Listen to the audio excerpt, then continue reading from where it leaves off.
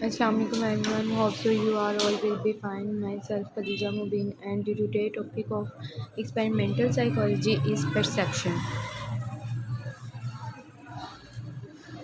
अब यहाँ पे हमारे पास जो परसेप्शन के हैं थ्री कंटेंट्स आ जाते हैं। परसेप्शन के बारे में हम पढ़ेंगे कि परसेप्शन में हमारे पास क्या इशू आते हैं एक्सपेरिमेंटल साइकोलॉजी में, और प्रॉब्लम्स क्या होती हैं, और दी स्टॉप इफ़ेक्ट के स्टॉप इफ़ेक्ट क्या है। यहाँ पे मैं आपको परसेप्शन के बारे में थोड़ी सी उसकी डेफिनेशन बताती हूँ कि परसेप्शन बेसिकली होती क्या है। अब ऐसी सलाहियत मतलब कि हमारी सेंसेस में ऐसी सलाहियत, ऐसी एबिलिटी होती है कि कोई जिस चीज़ को हम देख रहे हैं, सुन रहे हैं, हम उसको किस तरह से परसीव कर रहे हैं, किस तरह से उस चीज़ के बारे में रिस्पॉन्स कर रहे हैं। ये हमारी सेंसेस की ही वजह से, हमारी सेंसेस ही हमें परसीव करने में, हमारी परसेप्शन किसी चीज़ के बारे में परसेप्शन लेने से मुतलिक और उस चीज़ को परसीव करने में हेल्प करती है। अब सेकंड हमारे पास डेफिनेशन ये आ जाती है कि perception can be defined as our recognition and interpretation of sensory information. Perception also includes how we respond to the information we think of. Perception as a process where we take in sensory information from our environment and use that information in order to interact with our environment. और perception जो basically आ जाती है वो क्या define करती है हमारी sensory information में, जिस तरह से हम चीज़ों को रिकॉग्नाइज़ करते हैं और उनकी इंटरप्रिटेशन करते हैं, किसकी वजह से होती है, सेंसरी इंफॉर्मेशन की वजह से।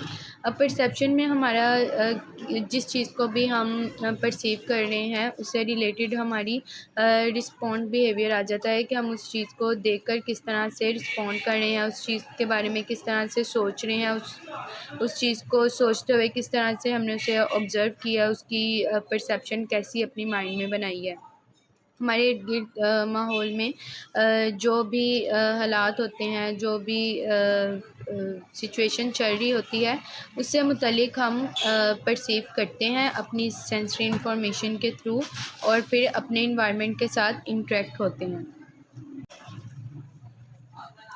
नेक्स्ट यहाँ पे हमारे पास आ जाता है इश्यूज़ इन परसेप्शन। अब परसेप्शन में होने वाले जो इश्यूज़ आते हैं वो क्या होते हैं।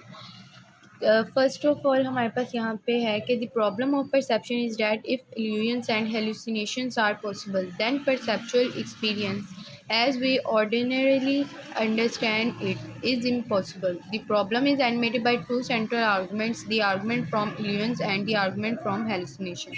अब यहाँ पे जो हमारे पास प्रॉब्लम्स आती हैं परसेप्शन में वो दो तरह की होती हैं, एक इल्यूजन्स होती हैं और दूसरी हेलुसिनेशन। इल्यूजन जैसे कि उर्दू में इसे कहती हैं फ़रेब वगैरह, और हेलुसिनेशंस हमारे वहम आ जाते हैं। तो जो मतलब कि अदराक जैसे कि परसेप्शन है, परसेप्शन का ये मसला है कि उसमें आने वाली जो इश्यूज़ आते हैं कि अगर वहम और फ़रेब मुमकिन है तो परसेप्शन का जो एक्सपीरियंस है, मतलब कि जो उसका तजुर्बा है, जैसा कि हम इसे आम तौर पर समझते हैं, ये नामुमकिन होता है। और यहाँ पे हमारे पास इसकी दो आर्गूमेंट्स आ जाते हैं, एक आर्गूमेंट ऑफ इल्यूजन आ जाता है और दूसरा हमारे पास आर्गूमेंट ऑफ हेलुसिनेशन आ जाता है। अब यहाँ पे हम जो हमारे पास फर्स्ट आ जाता है आर्गुमेंट, वो है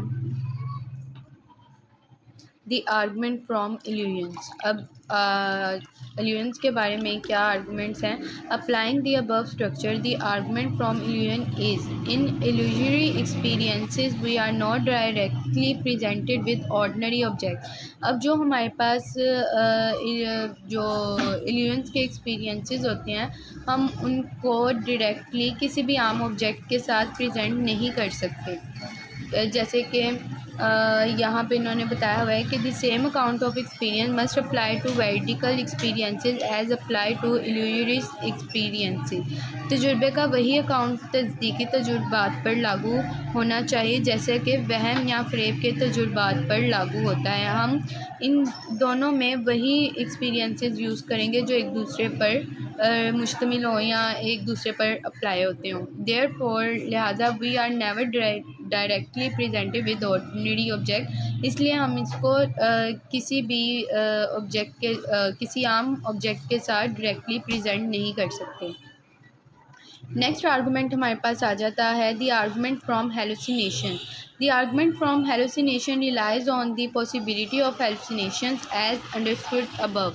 Such hallucinations are not like real drug-induced hallucinations or hallucinations suffered by those with certain mental disorders. They are rather supposed to be merely possible events. अब यहाँ पे जो हमारे पास हेलुसिनेशंस की आर्गूमेंट्स आ जाती हैं। पहले तो मैं आपको ये बताऊँ कि हेलुसिनेशंस आपके फॉल्स बिलीव्स होते हैं कि मतलब कि आपको वहम होता है, वो फिर वहम आपको किसी भी चीज़ का हो सकता है। तो यहाँ पे हमारे पास जो हेलुसिनेशंस के मतलब के वहम के जो दलीलें आ जाती हैं वो इस पे जो है रिलाइज़ करती हैं। जैसे कि मैंने आपको ऊपर पहले बता दिया था, जो हमारे पास हेलुसिनेशन है वो रिलाइज़ करती हैं हमारे इल्यूजरी एक्सपीरियंसेस पर। Such hallucinations are not like real drug induced hallucinations और hallucinations suffered by those with certain mental disorders. मैं देखिए इस पूरे जो इसके आर्गूमेंट है हेलुसिनेशन का, इसमें पूरा ये बता दिया गया है कि जो हेलुसिनेशन है ना, इसके आर्गूमेंट मतलब कि इल्यूजन की तरह ही है, मतलब कि उस पर जो है रिलाइज़ करती है। जैसे कि मैंने आपको पहले वाले आर्गूमेंट में बताया था, जो इल्यूजन का आर्गूमेंट था। इस तरह के फ़रेब नज़र हकीकी मंशियात की वजह से पैदा होने वाले फ़रेब की तरह नहीं हैं, जो मेंटली डिसऑर्डर होते हैं उनमें सफ़र कर रहे होते हैं, उसमें उस चीज़ को फेस कर रहे होते हैं। अब they are rather suppose to be merely possible events, वो महज मुमकिन वाक़ियात समझे जाते हैं। नेक्स्ट हमारे पास यहाँ पे आ जाता है फ्रॉम प्रॉब्लम टू एक्सपेरिमेंट। अब जो मतलब कि प्रॉब्लम से लेकर एक्सपेरिमेंट तक क्या मतलब कि इनमें चीज़ें आ जाती हैं। इन experimental psychology perception is often study bye designing experiments. अब जो एक्सपेरिमेंटल साइकोलॉजी में परसेप्शन है वो डिज़ाइनिंग एक्सपेरिमेंट्स की स्टडी करती है। Researchers are use different methods and variables to explore how people perceive and interpret information. By conducting experiments, they can gather data and draw conclusions about human perception. It's like turning a problem into a fun experiment. अब जैसे कि मैंने पहले भी बताया कि experimental psychology में जो परसेप्शन का काम है वो ये है कि वो स्टडी करते हैं डिज़ाइनिंग एक्सपेरिमेंट्स पे। अब जो कोई भी रिसर्चर हो या कोई भी साइंटिस्ट हो, वो सबसे पहले अपने जो जिस चीज़ पे या जिस स्टिमुलस पे एक्सपेरिमेंट कर रहा है उससे रिलेटेड सारे मेथड्स और वेरिएबल्स इकट्ठे करता है। अब जैसे कि इसमें भी बताया गया है कि रिसर्चर जो है डिफरेंट मेथड्स यूज़ करता है अपने इंटरप्रिटेशन के लिए, अपनी जो भी एक्सपेरिमेंट है उसकी इंटरप्रिटेशन के लिए वो मेथड्स यूज़ करता है, वेरिएबल्स यूज़ करता है। और इन चीज़ों को यूज़ करने के बाद वो देखता है कि लोगों में किस तरह के मतलब कि लोग किस तरह से परसीव करते हैं, लोग किस तरह से चीज़ों को परसीव करते हैं और इंफॉर्मेशन को इंटरप्रिटेट करते हैं। और इन वेरिएबल्स के ही थ्रू वो इस सारी अपनी रिसर्च को कंप्लीट करता है। और इस जो उसका मकसद होता है इसके पीछे, इस एक्सपेरिमेंट के ऊपर जो उसने रिसर्च करनी होती है, इसका मकसद भी होता है कि मकसद इसमें ये आ गया कि उसने उन लोगों जिन पे भी उसने रिसर्च किया उसमें उन लोगों का उसने परसेप्शन के प्रोसेस को स्टडी किया। अब यहाँ पे आ जाता है कि एक्सपेरिमेंट करने के बाद मतलब कि एक्सपेरिमेंट जब उसने किया तो उसमें उसने लोगों का डाटा भी कलेक्ट किया और उनके बाद में ज़ाहिर बात है जब तक वो लोगों की इंफॉर्मेशन इकट्ठी नहीं करते हैं वो अपने नतीजे पे नहीं पहुंचते। इसलिए उन्होंने लोगों का डाटा इकट्ठा किया और उसके बाद उन्होंने नतीजा दिया कि ह्यूमन की परसेप्शन के बारे में। बेसिकली वो जो एक्सपेरिमेंट उनका था, जो भी रिसर्च कर रहे थे वो इंसानों पर कर रहे थे, उनकी परसेप्शन के बारे में कि लोग किस तरह से सोचते हैं, किस तरह से चीज़ों को ऑब्ज़र्व करते हैं।